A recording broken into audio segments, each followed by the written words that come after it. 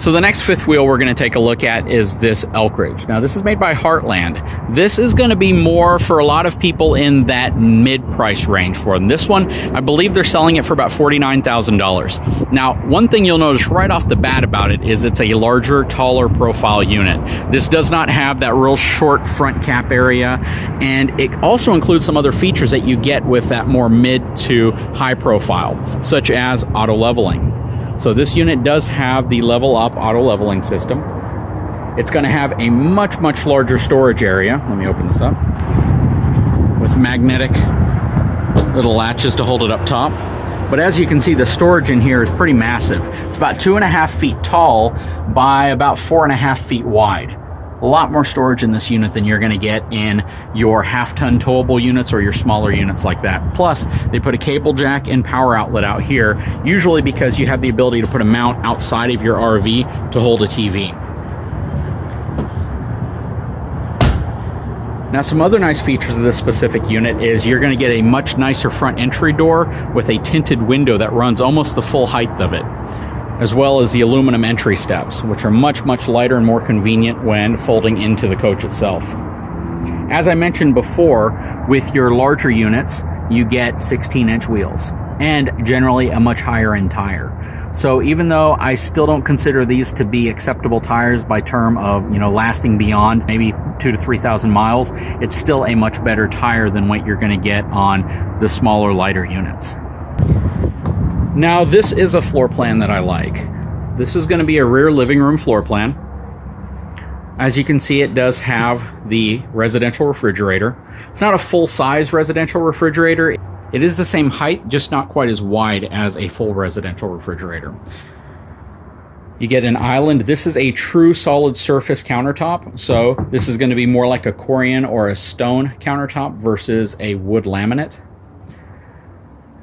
The ceiling in this unit is also much higher. It's about 9 feet where I'm standing back here, and it drops down to about 8 feet up front. So this is going to be a living room that's much more conducive to family. It's going to give you the ability to sit in these nice chairs and be able to watch TV comfortably. These are theater style seating, so I can recline them. But you're also going to have that sofa there, which is a full-length sofa. So if you have kids or somebody laying down or relaxing in that, you can still have them watch the TV with relative ease. You're going to see that it has a much, much larger TV. This looks like a 50-inch TV versus roughly a 32-inch that was in the other unit. And just the interior is laid out a lot better. So again, this unit is about $17,000 more than the other fifth wheel we were looking at, the Keystone. And you can generally see instantly where that money goes. This has a higher end dinette system. It's not going to be that bench style seating, but it's a more residential look. If you sacrifice the bench style dinette for this, you're generally doing it because you want that more comfortable, home feel to your dinette area. The appliances in this are also really nice. They're real stainless steel, as you can hear. Going up into the master bedroom. So this specific unit has a king-size bed. Really nice. This is a huge feature to have in a fifth wheel. And as you can see, the bed is actually sideways as opposed to being up against the back wall. That permits you to put it in a slide. And because the slide goes out, you have a significantly larger area in front of the bed, even though the sides of the bed are a little cramped. At least this side of the bed is. But you get a king-size bed. This also has an AC unit up top, which is fully ducted as well as direct blow, so you have the ability to open up the little vent here and have the air blow straight down onto you when you sleep. The thermostat for this specific unit is right there, and then you'll have another one in the living room. So here is the thermostat for the Dometic AC unit that's here in the living room, also ducted. Walking into the bathroom, you'll see it's also a much nicer bathroom, much larger. This is going to be a bathroom that most people will enjoy. Has pretty much a full-size shower. When I mean full-size, it is pretty much what you're going to get in a home. It's about 6.5 feet tall, so it's not terribly tall, but for most people it's going to be more than adequate. Nice sink area. Again, porcelain toilet. Some storage back here with a nice skylight above it. From the master bedroom and the bathroom, there's a nice storage area right here. It's more like a pantry, but you can use it for just about any supplies, paper towels, cans, things like that. And then they put another one right above it, which gives you a lot more room as well. And the nice thing about this specific unit is because the stairs are right here, you can simply walk up on the step to get to the top shelves. Many fifth wheels really position things out of reach to utilize the space that normally would be dead space up top. Like as you can see above the sofa there. It would take a pretty tall person to get into those. But usually what you put up there tend to be the things that you might only use seasonally. Like if you're camping during the summer and you don't need the big blankets out, you could even put them up there. Now the challenge with a fifth wheel like this for most first-time buyers is that if you have children, you don't really have a dedicated area for them to sleep. This back sofa can pull out into a pretty large bed. However, you're still going to have essentially your children sleeping in the living room or whoever is going to be sleeping in your RV, whereas you're enjoying the large bedroom. So this may not be the best floor plan for families, where it would probably be a better floor plan for couples. Now, it doesn't mean a lot, but when you see this weather guard thermal protection, that generally does mean that they've added some extra protection to prevent it from getting excessively hot or excessively cold in different climates. Sometimes they're tested to certain degrees. So in some cases, they'll test it to 0 degrees. With the heater or the furnace running full bore, you should be able to maintain about 70 degrees inside of the unit. Whereas when you're in the hot sun and it's 110 degrees outside, oftentimes they'll test it and say you should be able to maintain 75 degrees if you have both ACs running as well as any other systems that they've built in to prevent the unit from getting too hot. Now, something about this unit that is very cool and is often not provided is an outside kitchen on a rear living room floor plan. Typically, you will not get an outside kitchen if your unit is rear living room, simply because this area is generally occupied by the entertainment system or kitchen appliances, things like that, and they don't have space for it. It's a really nice upgrade to have, especially if you can get it on a rear living room platform. Also, this unit does not come equipped with LED lights on the back, even though it is prepped for a Furrion rear backup camera.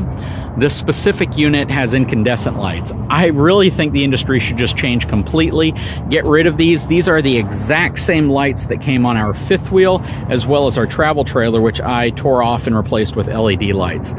That's, again, one of those things that really spans the entire price range. I've seen some Keystone Montanas up in the $100,000 range that still come with these incandescent bulbs. I know some people will claim that they melt the snow off of them, but typically when you go LED, you don't have this shelf right here. It's just flush, so you don't really accumulate any snow on them anyways. But I really do think the industry needs to go full LED. They're a lot more intense, they're brighter, and they simply are safer on the road. One way to tell if you have a fifth wheel that has a little bit better build quality is the equalizer that they put underneath it for the suspension. If you can opt to get a fifth wheel that has like the CRE3000 or the SRE4000 that I installed on my fifth wheel, or whatever upgraded suspension system is available for that manufacturer, I would recommend it. In some cases, you're not going to have anything but a piece of steel right here as your equalizer, and I prefer one that at least tries to absorb some of the shock so it's not transferred directly to all of these welds right here. I've seen more than one RV that's had the suspension fail in this area, and this piece right here breaks off and causes a pretty catastrophic type of failure where you are stranded for some time. As an example of the standard equalizer, this Keystone Hideout, get under here and you can see how there's no suspension baked into that at all. So essentially all the wear and tear gets transferred directly up into this area and absorbed by the frame. Now, most people that are looking to get into fifth wheels are generally going to have a budget between that $30,000 and $60,000 price range. If you can find something that falls comfortably in between, say $33,000 and say $60,000, like this Elk Ridge, that would be ideal for you. You're going to get a significant number of upgrades, not just structurally, but just from a comfort and a luxury perspective. You're going to feel like you're getting more for your money. Of course, you are spending more, but the upgrades are pretty significant from an interior, cosmetic perspective, to space, to, the utilization of different areas that might normally just be blocked off when you get into a unit that costs a bit more. This specific unit, right at $49,000, $50,000, in my opinion, is a pretty good buy. You get quite a few upgrades, especially ones that can make your camping trip more enjoyable. Now, something that's kind of made a resurgence and is becoming more popular are the dual slides, where you actually have a slide inside of a slide. This unit right here is about a $60,000 unit, but I want to show you what it looks like to have a slide inside of a slide when it comes to space. Because typically, if you didn't have this set up, a way to accomplish the same space would simply be to put opposing slides on the front of your fifth wheel. So you have a slide on this side and then a slide on the other side, which makes more room. This right here, yes, it could pose mechanical issues if something gets broken or damaged, but this accomplishes that opposing slide space without having to put a slide on each side. Let me show you what this looks like inside. As we go inside, you'll see this unit has the same Morryde step above system that I just recently installed in my fifth wheel. This is also a pretty cool floor plan. It is a rear living room, but unlike many fifth wheels on the market, this one actually has the entrance right before the actual rear living room area, whereas the dinette is typically there and the entrance is further forward.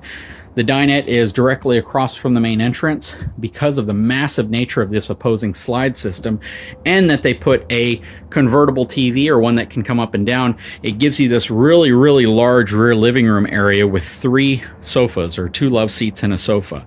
So typically your rear living room format wouldn't have this sofa right here. That would all be moved in slightly and you would have just these 2 right here. But this specific floor plan gives you more seating area for when you're not watching TV, and it gives you a pretty cool dinette area right here as well. The kitchen is also really nice in this unit. So it gives you a stone backsplash, as well as a real solid surface countertop, some really cool residential lighting. This area right here feels a lot like an apartment or a small condo. It's actually pretty cool. It's a very nice, comfortable feel to it. And this actually has a full-size residential refrigerator. So as you can see, you are getting a much larger refrigerator in this unit. Very much the size that you'd put inside of your home. Now let's walk up the stairs. So, as you can see, the master bedroom in this unit is huge. It has so much space here. It is really crazy. I'm going to say this area right here is about 5 feet. You could lay down there almost. King size bed, dual slides, as you can see, slide inside of a slide, which just gives you a tremendous amount of room, including a lot of space on each side of the bed. This is a really large master bedroom. And quite frankly, this is what you would want if you want that, truly luxurious master bedroom feel. This is a residential style bathtub, 1 piece.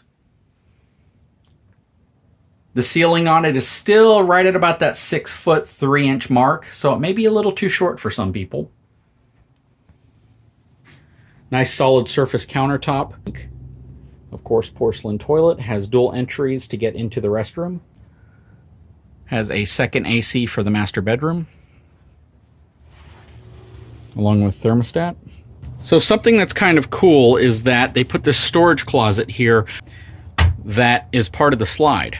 So you get additional storage space when the slide is out. Because of this, though, you probably won't have any access to the bathroom when all the slides are in. So if you're going to be traveling and maybe you want to pull over to use the restroom, you would have to essentially push this slide out to be able to gain entry into the restroom. And that's important to some people. And that does bring up the topic of, if you're traveling and you're planning on making any type of stops, is your fifth wheel floor plan set up in a way that you can use it with all your slides in? Can you get to the bedroom area if you need to boondock, let's say in a Walmart parking lot, right? If you do not have access to the bedroom area or the bathroom when you're stopped somewhere, that could be a serious inconvenience for some people, especially if you're going to be on the road for a long period of time. So having an RV or a fifth wheel that gives you the ability to access certain key aspects of the unit without having to extend your slides is something you really want to think about when you're traveling and when you're picking your RV. So as a quick recap, if you're looking for, let's say, your first fifth wheel and you want it to be half-ton towable, be very, very aware of what your maximum payload capacity for your truck is, and realize that that payload capacity includes the occupants in the vehicle as well as any cargo you may have, the fifth wheel hitch, all of that. Guys, if you haven't had a chance, please subscribe to my channel, give me a thumbs up, and I will talk to you soon.